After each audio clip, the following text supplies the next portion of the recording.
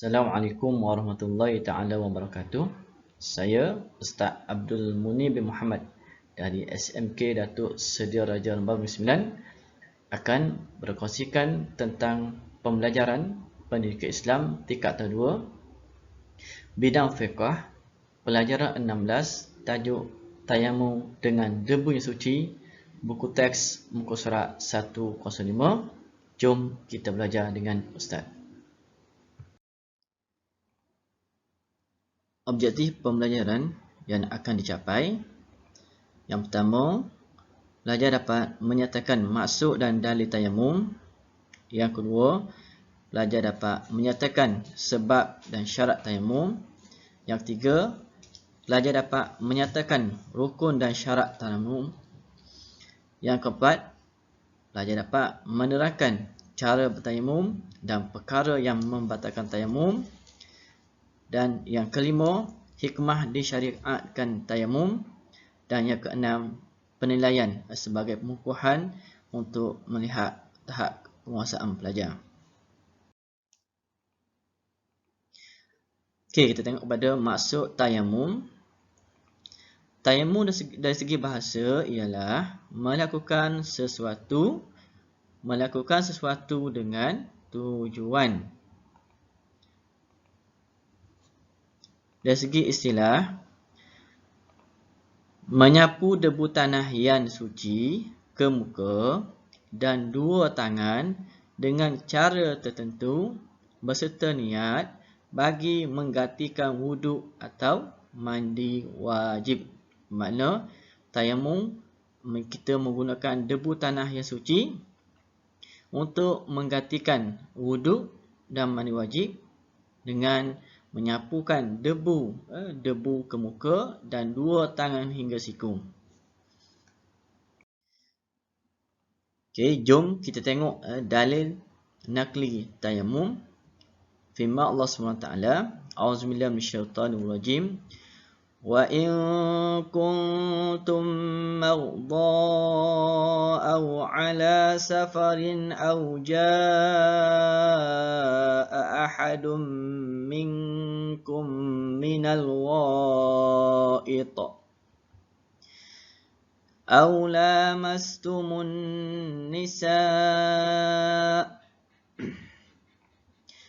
فَلَمْ تَجِدُوا مَاءً فَتَيَمَّمُوا صَعِيدًا طَيِّبًا فَامْسَحُوا بِوُجُوهِكُمْ وَأَيْدِيكُمْ مِنْهُ.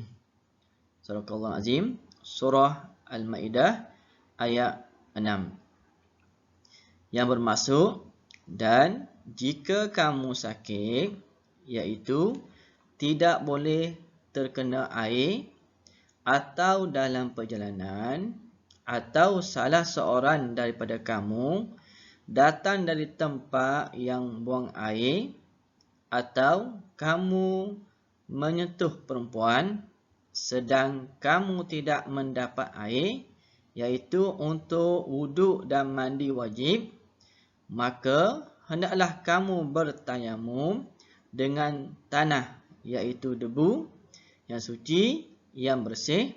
Sapulah muka kamu dan kedua-dua belah tangan kamu dengan tanah, iaitu debu yang bersih. Ini dalil nakli tentang tayamum.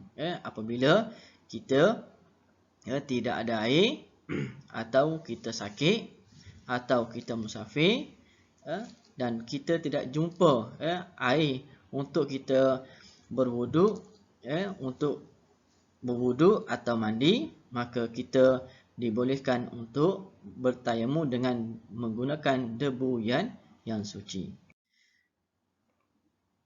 Okey, kita tengok kepada sebab-sebab diharuskan tayamum. Yang pertama sekali, apabila tiada air atau tidak cukup air kerana keperluan lain seperti untuk makan dan minum. Yang kedua, sejuk yang boleh memudaratkan kesihatan. Yang ketiga, tidak dapat menggunakan air kerana sakit yang memudaratkan. Yang 4. Air berada di tempat yang jauh.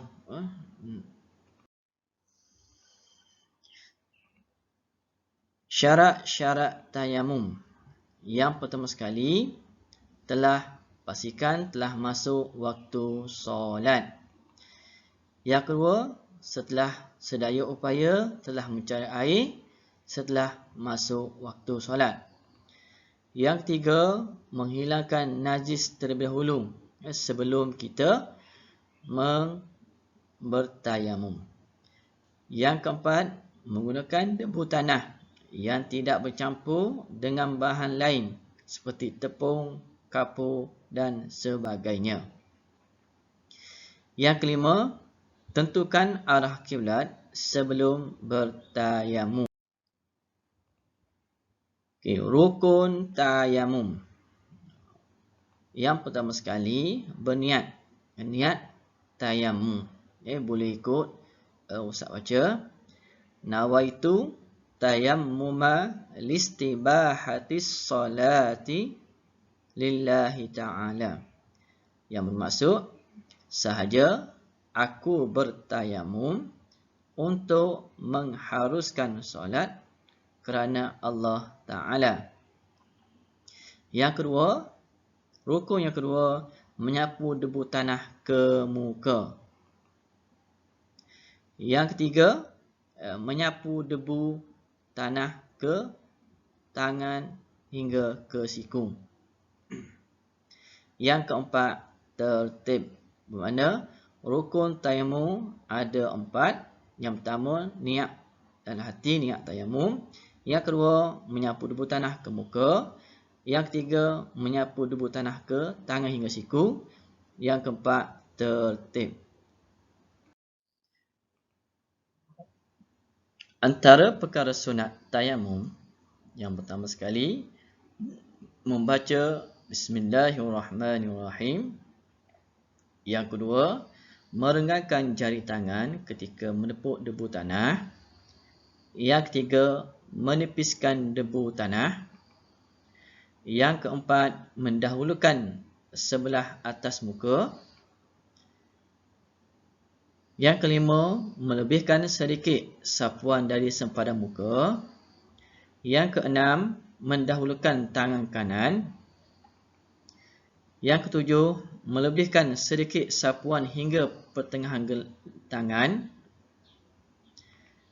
Yang ke-8, berturut-turut antara sapuan muka dengan tangan hingga siku.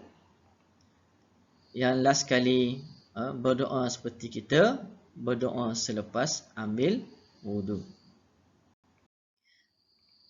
Seterusnya, perkara-perkara yang membatalkan tayamum. Yang pertama, semua perkara yang membatalkan wudu. Yang kedua, ada air sebelum solat dimulakan. Seperti nak solat, tiba-tiba hujan turun. Yang ketiga, boleh menggunakan air semula. Mana kita dah sakit, daripada sembuh, kita boleh menggunakan air semula. Hikmah tayamum. Yang pertama sekali, dapat menjaga kesucian dan kemuliaan agama kerana melaksanakan solat dalam apa jua keadaan sekalipun. Yang kedua, menunjukkan kasih sayang Allah SWT kerana memberi keringanan untuk melakukan ibadah. Yang ketiga, dapat melihara kesihatan badan daripada kemuratan dan penyakit.